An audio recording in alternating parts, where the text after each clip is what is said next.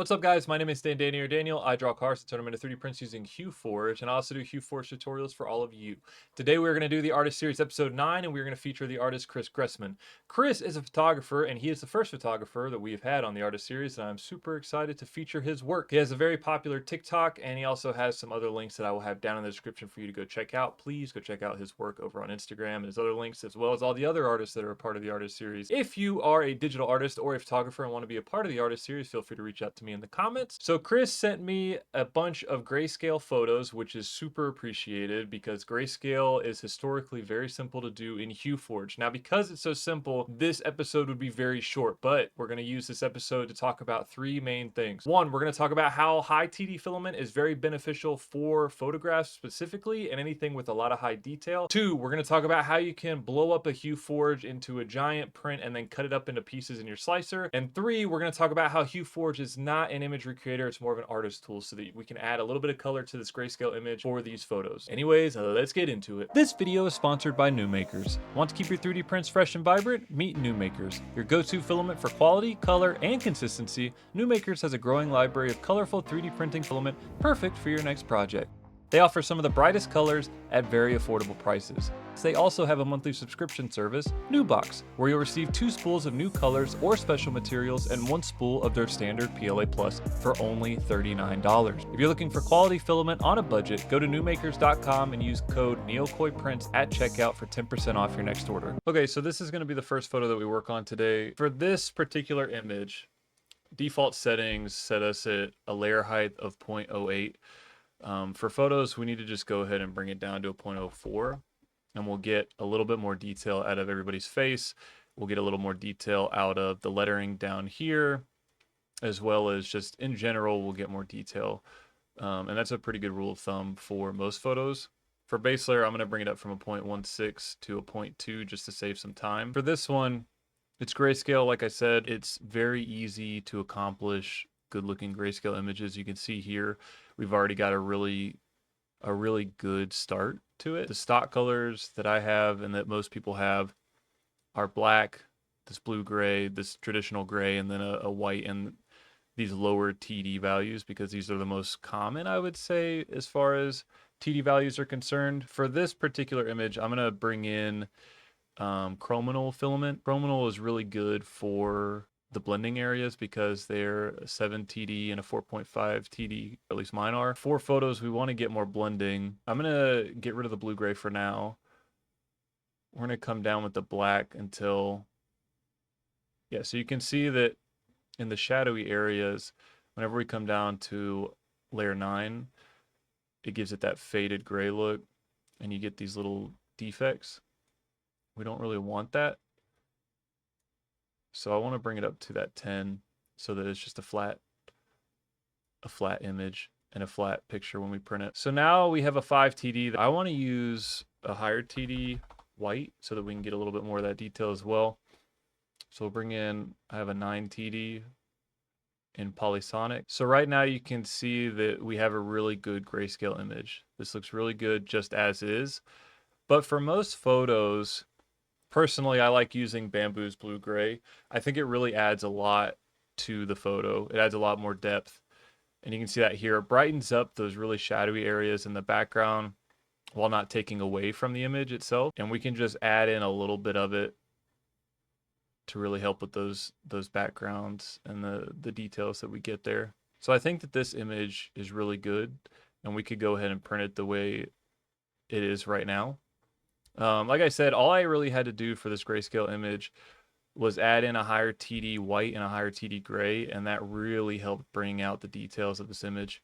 We changed the layer height, super simple, but it's just that simple for these grayscale images. And even if we had a colorful image, turning a colorful image into grayscale is just as easy. So yeah, I think that this looks good. I don't think that we need to take it any farther than where we're at.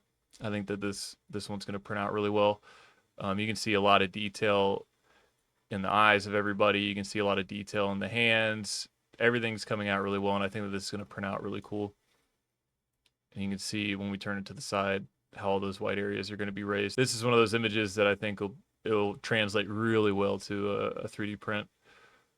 So let's move on to project number 2. So this is the project that we're we're going to shy away from making it as close to the original as possible, and we're going to add a little bit of an artistic flair to it. This is something that is super simple to do as you're starting out in HueForge, and I'll show you exactly what I mean. So to start out, we're already really good with what colors HueForge has given us here. We can do a little bit of, adding a little bit more detail. Again, this is a photo, so we're going to want to bring down that layer height to a 0.04 just to get as much detail as we can out of this image. But the problem is here that I have is that this white is super bright and overbearing. For the pants, you can't really see the shadows as much. So what we can do is we can either use a different white in like the polysonic that we had, where we'll get more of that undertone. So like we'll get more of the gray to come through because it's a higher TD white, so it's more transparent, so it shows that gray layer underneath more. Instead of trying to match it sepia, we could easily do that with some chrominal chestnut brown. And I think I have like a khaki color. Yeah, military khaki from New Makers. And so let's turn off grays. And we can bring these up and into the image. But you can see we get a really good sepia effect from that. We get a really good sepia effect from that chrominal brown, and a little bit of undertone from that military khaki goes a long way. So yeah, so if we wanted to match this as close as possible, we could easily do that with just two different colors than gray and chrominal brown, and then that military khaki. But like I said, we're gonna do it a little bit differently. So this team's colors are red and black. So rather than just leaving it sepia or grayscale, we can just add in like nuclear red. And we can add just a hint of their team's colors. And now this adds a whole other dynamic to the image. It really adds like that artistic touch to it. And this is when I first started doing HueForge, I was doing a lot of sports photographs myself. I was doing a lot of like football teams and other things along those lines. And this was the easiest way that I could get color injected into this without having to do too much work. So again, we're going to add this red, and I'm going to add this to the print just so that there's a little bit of color to it. We could go with a higher TD to get a little bit better blending. I think I've got a 5.8.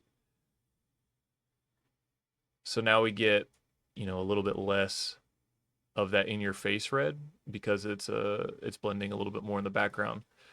But it's got enough that it's the team colors. So I think it'll turn out really well. And that's how we can add a little bit of an artistic touch to this particular HueForge. So now the third and final one that we're going to move on to, I'm going to bring you over to Affinity Photo to start that project off, and I'll show you why here in a second. For this last image that Chris sent over to me, I really want to make it big. It's another grayscale image. We're not going to get too creative with it. I want it to be pretty close to 1:1, but I want it to be bigger. I have a brand new Creality K2 Plus, so I wanted to show you guys how you can take a base image and turn it into a giant HueForge and then cut it up in the slicer, and we can print it in two different pieces. When you first open Affinity Photo, if you have this software, it's going to default to asking you if you want your document in inches. We can just bring that to millimeters. Now, knowing that the K2 Plus is a 350 millimeter by 350 millimeter printer, I want it to be in two giant pieces. So that means that we need it to be 700 millimeters wide.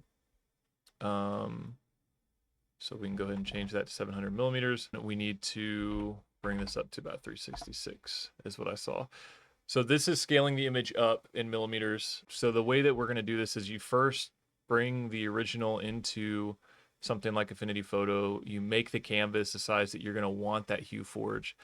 And then within HueForge, there's an option where you can actually tell it to use the image size whenever you're loading in pieces. So let's go ahead and we'll create this, and then we can drag in our image. So now we have our updated size for this particular image. Let's go ahead and we will export it, and then I will meet you back over in HueForge and I can show you the next steps. So we have the image in HueForge. The next thing that we need to do is we need to come up to preferences, and we need to use image size in millimeters. And then we need to bring up our width to that 700 because that's the size of this particular HueForge. It's freaking giant. So because it's so big, we have to up the min detail to 0.22 millimeters to compensate. That way our number of triangles is down. The other way that we can get around this is within one of our config files, we can change the maximum number of triangles allowed, but it's okay. For this particular image, I'm not going to go through all of that. We don't have a lot of great detail because of that gray, it being as low of a TD as it is. So we need to bring in some other colors to kind of help this image come around. Considering how big this thing is going to be, you have to remember that, like, I don't know if you guys know, but when they do screen printing for like giant signs at your grocery stores or whatnot, when you look up close at those, they're actually really blurry. But because whenever they're far away and hanging from a ceiling, our eyes can, fill in the gaps for it, and it makes it look a little bit more high detail. So similar thought process is going to help here, where we don't really need to use a 0.08 layer height for this. We can actually just bring it up to a 0.16 or probably even a 0.2, 0.24, just because this thing's going to be so big that it's going to be hung up on a wall that, you're not going to be really close up on it. It's not like a small HueForge, like a keychain where you need a lot of that detail. So it's okay to use like a 0.16. Then the next thing that I want to do is in dynamic depth, we're going to change that over to static depth. Just go ahead and get that out of the way. And I'm going to make this a little bit thicker. That way it can be hung up easier. So we'll go ahead and just add a millimeter to both our min depth and our max depth.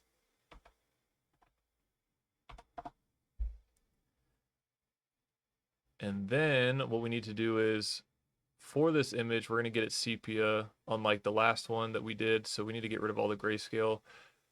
We're going to bring in chrominal brown, and we're going to bring in that military khaki.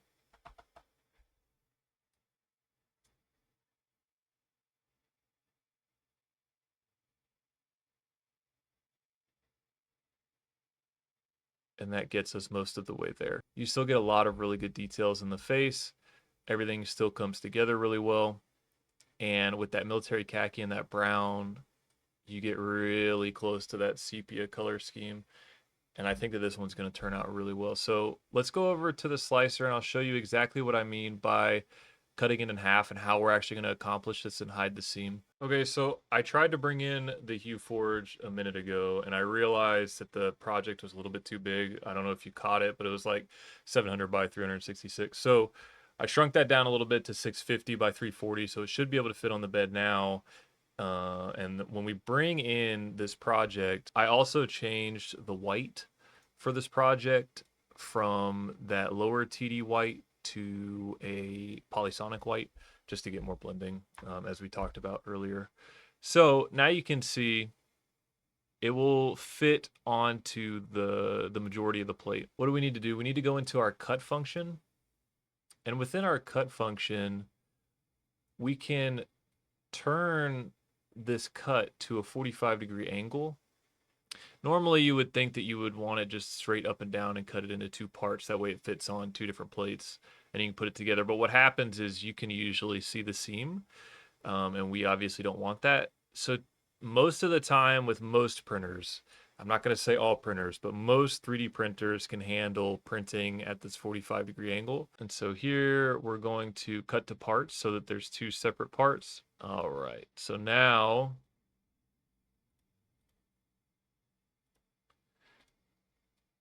we have two separate HueForges. And we can do the same swaps for both of them. So let's go ahead, and whenever we cut to parts, we actually need to split this to objects. That way that we can add it to plate 1 and plate 2. Again, Orca is not loving this. You have to have a pretty decent computer to do this at all. So just be aware of that. I've got a pretty beefy computer to do these operations. Okay, so after waiting and praying, we have two separate objects on either plate. So these are both going to use the same style swaps. I previously did like a sandstone HueForge, so that's why I've already got the colors pretty much loaded up. We can change this to a darker, just that way we know it's that khaki color. So we'll go ahead and slice it. I'll come back whenever we're done slicing. That way you can see the final. But all we're going to do is we're going to set it up just like our describe text. So this is our describe text. Again, we're going to be at 100% infill like a normal HueForge. We're going to do a layer height of 0.16 with a base layer of 0.2. So this is going to be a pretty thick HueForge. It's probably going to take quite a few hours to print both plates, but it's going to look freaking amazing. So I'll set this up and come back here just in a second. Okay, so because we are not at 0.04 layer heights, this sliced a little bit quicker than what you're probably used to. We sliced it up. We did our layer swaps for at least this plate. We'll do the same thing for the first plate. And then I'm going to go ahead and print these. And when I come back, we will see the final results of all the prints. And we'll wrap things up. And with that, that is the end of this episode of the Artist Series. Huge shout out to Chris. Thank you again for letting me use your work to show these people how they can turn their work or their photos into HueForges. Here is the first picture that I have to show you. This came out amazing. That red really makes this image pop. I love that we could get some of the school colors into this image as well, so it's not just that plain black and white. The second image that I have came out great. I think that the details in the face and the hands, again, came out amazing in this, and there's a lot of really good texture in this HueForge in particular. Now, the one you're all waiting for, this thing is giant. Okay, so I have not glued this together. And then the reason that I didn't glue this together is because I wanted to talk about two things. One, I've got to ship these to Chris, so I don't want to glue this together, then ship it, and then have it break in shipping. And two, do you see where that seam is? It went straight down the middle through his head. Now, why did I do it this way? One, a lot of people may not have Photoshop, they may not have Affinity, so I understand that, and I wanted to show you guys still how you could cut out a HueForge if maybe you find one on Maker World, Printables, wherever you get your HueForges, and you wanted to blow it up huge and then cut it down the center. I still wanted to show you how you could do that. Now, if I did this again, I think the way that I would do it, knowing that I have Affinity Photo and Photoshop, I would cut out the football player and turn this into a three-parter so that the seam would go all the way around the football player, and then there would be a seam up here in the up here.